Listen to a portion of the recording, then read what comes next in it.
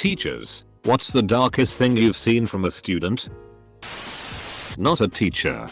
But I worked with students. A student was forced to give oral sex in a vehicle while a screwdriver was held to her neck. When he orgasmed, she made a run for it back to her residence.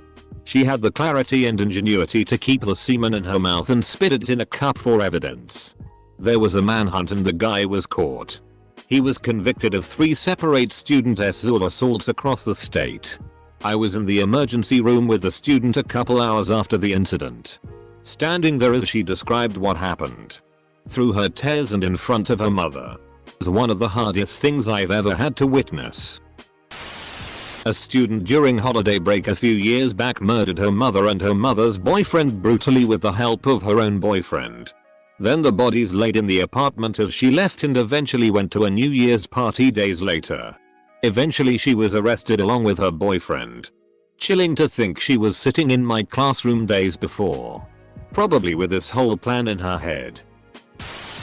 I was student teaching when I was 21.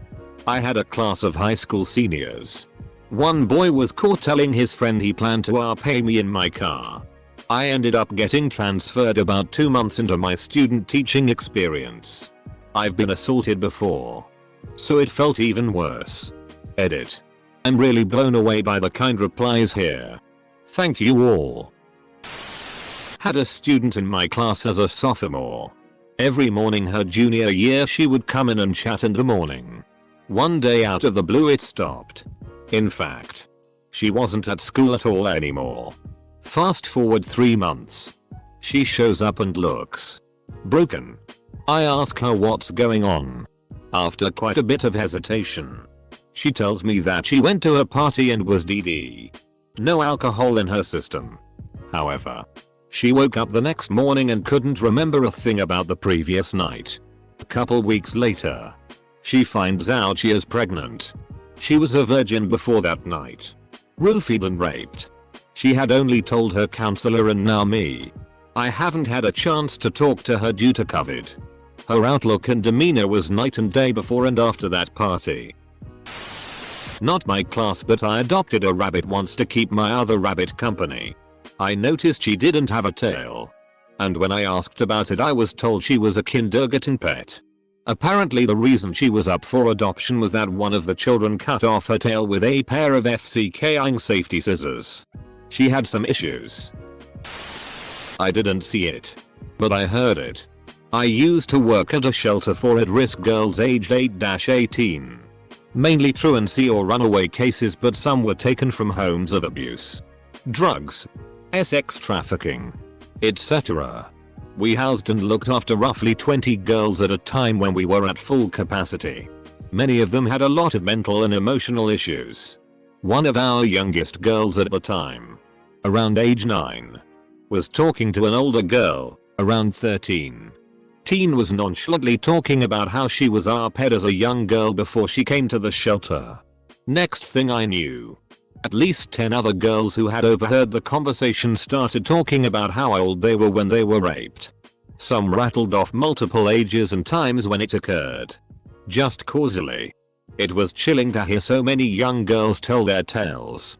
13-year-old crying hysterically in class, saying random adult voices are telling him to kill himself.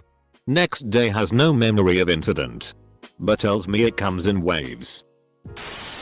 Had a kindergartner smash a glass measuring cup and stab himself in the arm to the point that blood was everywhere. All while repeatedly crying, please just let me die. I just want to die. Had to sit in my car and cry for about 30 minutes before driving home that day. My mom was a school nurse and always came home with some crazy stories.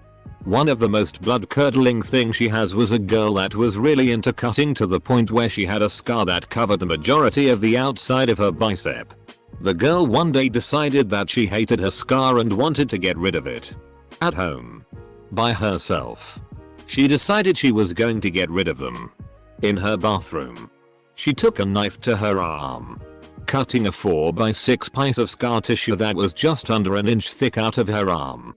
She then proceeded to stitch it up using a needle and thread and bandage it with gauze all by herself. She then woke up and went to school the next day so she could go to my mom's office and ask if it looked infected. It was. Not a teacher, but I did do a lot of volunteer work with little kids. One of the 5th grade boys was caught grabbing random girls and trying to pull them into the supply closet and try to kiss them. He was even caught trying to grab their butts or without his hand on their seat as they started to sit down. When we finally got to talk to his parents, turned out his grandpa was teaching him these things. The weirdest part was when we questioned the grandpa about it, his response was, "Who cares? They're just little girls. Grandpa's a piece of shit." I'm a teacher. A student saw one of my former co-teachers at some point with his wife and thought she was hot. And my co-teacher took advantage of this to get the student to secretly record his sister taking showers and shit. He offered videos of his wife performing sexual acts on with him to the student in exchange. He finally got caught when the student blackmailed the teacher into trying to get the wife to FCK him. And when he proposed it to his wife, she called the cops. I taught welding and metal sculpture at the high school level for a year. One morning, one of my students, a quiet, awkward, but really nice young man, came into class and asked me for a band-aid. I asked him what for and he replied that it was for a burn. Class hadn't started yet for the day. He showed me and it was a fresh 2nd-degree burn that was already blistering. It was in the shape of an A. Some kids, if I'm going to be honest, they were bottom performers and troublemakers, from a different class of mine, had swiped a small metal letter A from one of my supply bins, heated it with a lighter, and then branded this kid on the morning school bus. He had let the kids do it because he really wanted to fit in. He didn't have many friends and these kids had seemed cool because they were always acting out. As a mandatory reporter, I reported it. The police got involved. Other than that, I have no idea what else happened. In elementary school we had a kid with a severe peanut allergy and a teacher caught some kids rubbing peanut butter on the opening of his water bottle. We also had a kid who could describe in detail about how to prepare heroin. For some reason the peanut butter story bothered me more than the little heroin chemist. I had a kid who really wanted his parents to come to his graduation ceremony, but they were both sex offenders and couldn't be on campus. He just wanted someone there to support him. My first year teaching was, like everyone says, the worst year. The first day of school I'm getting to know the kids by asking them random questions, and I ask this one boy what he wants to be when he grows up and he replies with, "Doesn't matter, I'm going to end up in prison like my parents." Whoa, okay. From there things got progressively worse. He was hearing voices and always threatening to hurt other staff or students. He was hitting his head on walls or windows when frustrated. He came back from spring break and told me the voices told him to kill a cat he found. By the end of the year he was sexually assaulting girls at school. When I was a student teacher, I taught briefly at a school with very old school approach to teaching. Desks in rows. Nothing is shared. No group collaboration. Students don't engage, only listen. The demographic that went to this school took their children's education very seriously. And students had very strict parents. On one of the first days meeting my class of grade 3 students, I had the students wash their hands before doing an activity. I was helping some students roll up their sleeves while they were washing. I got to the last student, and my mentor teacher tells me to stop, which caught me by surprise. She pulled me over and told me that particular student had cuts and bruises all the way up his arm from alleged domestic abuse. The relevant government agencies were already involved in the case. She noticed it when she realized he always flinched when she came near his arms. The fact that he never gave high fives, or that he only ever wore long sleeve shirts to school. It was one of those sobering moments where you realize there is still evil in this world. In my anatomy class I had a kid grab a scalpel and just about try to kill himself in front of me. Had to grab the scalpel and talk him down. He had been suicidal all year. Hope he's okay now. When I was in JR High I was self-harming under my desk with a pencil sharpener. My teacher walked to my desk and discreetly put his hand out. I put it in his hand and he walked away. I still remember that. I wish I could go back and thank him for it. The teacher next to me in one portable classroom arrived to find a used condom tied to the doorknob. They did catch the kid that placed it there. It shocked everyone. I've got two. I had a student casually tell me about how he pulled the eyes out of his rabbit's head. He explained how there was blood everywhere. This was my first day working as a supply teacher at that school. And my first conversation with the student. I later brought it up to support staff and they were shocked he mentioned it to me. Apparently he killed his rabbit because his mom loved it more than she loved him. The boy was now in foster care, as his mother was a drug addict. He shared a lot of really dark stuff with me that day. Another one, more sad than dark, was at a different school. Students had to write their address for an assignment. But this 4th grade girl didn't know hers. Another student asked me, "Do you know where the so and so motel is? She lives there." Really broke my heart. As this girl was so young and innocent. And didn't really understand how unfortunate her living situation was, as she proudly googled the motel and found her address. Really low income part of town. A former student of mine was always the quiet one in class. Taught them for 4 years and I spent a large amount of time trying to get them to open up and contribute to class, as their written work was exceptional. 7 years after graduation they emailed to apologize for being quiet and that they didn't want me to think they were stuck up. They were being frequently upset by a family member the whole time and were too afraid to speak out. Absolutely broke me. Our school had a selective mute kid that graduated last year. Kids were calling him Fish Boy. It turns out he was buying fish and killing them in various ways on Instagram based on people's requests in the comments. Edit. Was not expecting to be the top comment and didn't realize I haven't been on Reddit in 3 days. He was not a student of mine, so I can't really elaborate. All I remember is the school found out because he brought a fish to school. Edit again.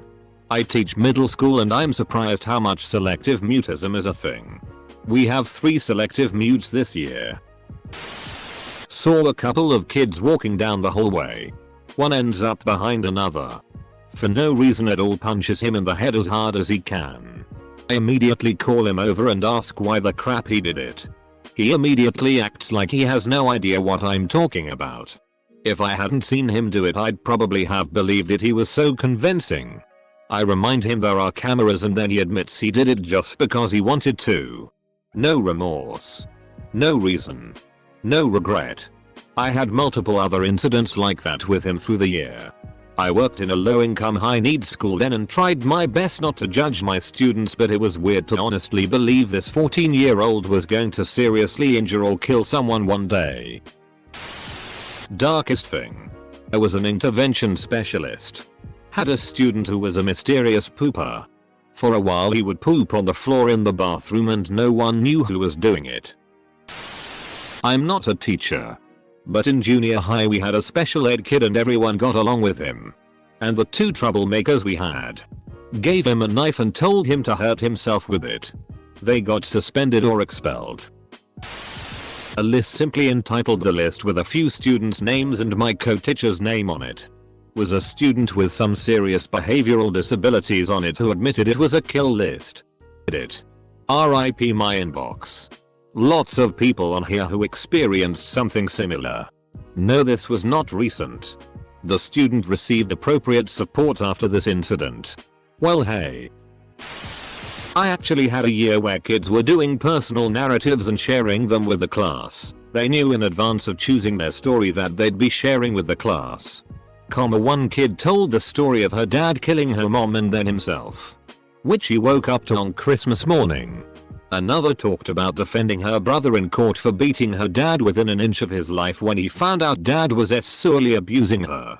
The next told about fleeing the cartels after his dad killed one of them to protect him and seeking asylum in America.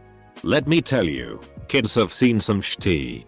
As a light at the end of the tunnel. After like 5 of these kinds of stories in a row, I asked if anyone had a happy story to break all the sadness. This bright-eyed kid popped right up and told about his dog having puppies. and offering them to the traumatized kids. There was kid in my wife's class that squeezed the classroom hamster to death. He just wanted to tend the rabbits. Not a teacher. But when I was in high school my senior year, a guy in my English class asked me out. I wasn't into him, but I didn't want to hurt his feelings, so I said that I wasn't really looking to date anyone. Every day for the rest of the semester he sat behind me in class and would describe in vivid detail the ways he was going to murder me. One example of this was him cutting my legs off and dragging me behind his car. Someone told me that he waited for me to leave school one day. But I always stayed several hours late at school for speech and debate practice and theater rehearsal. My grandfather was a band director. I was taking a trumpet lesson with him after school, when another teacher walked in and handed my grandfather a suicide note he found from a student I didn't really know. My grandfather left and I went home. And after talking to him later, he talked with the student and the counselor, and eventually they got him the help he needed. Not a teacher, but in my 5th grade class this autistic kid that had a crush on this girl decided to make his move. They sat on the same table in English. So the autistic kid stands up on top of the table and takes his pants down and shakes his ass for not only the girl, but for everyone in the whole classroom to see. I'm not a teacher, but in middle school some classmates would do drugs during recess. These drugs ranged from cigarettes to weed to crystal meth right on the playground. This is in South Central LA, and I never realized how bad it was until I grew up and moved to a richer area in Orange County. Also, pregnant 6th and 7th graders, kids in and out of juvie, middle school drug dealers, etc. Pregnant 6th and 7th graders. When we were 12, a classmate of mine was obsessed with another girl. He would brag about his plan to drag her into the boys' bathroom and pay her. As kids, we didn't know what that truly meant or what to do about it. I remember talking about it at recess. Teachers eventually got involved, and nothing ever happened. Thank God. I teach an algebra class and I was explaining how, in our city at least, your address tells you how far you are from the central streets like a Cartesian coordinate system. A girl, who happens to be my daughter's friend, volunteered to let me graph her address. 3 months later a boy got expelled for threatening to shoot up the school. He had her address and written threats to kidnap her from her house. He got the address from that class. Answering questions from thread. 1. I do not blame myself for the actions of crazy people. He could have found info several other ways. 2.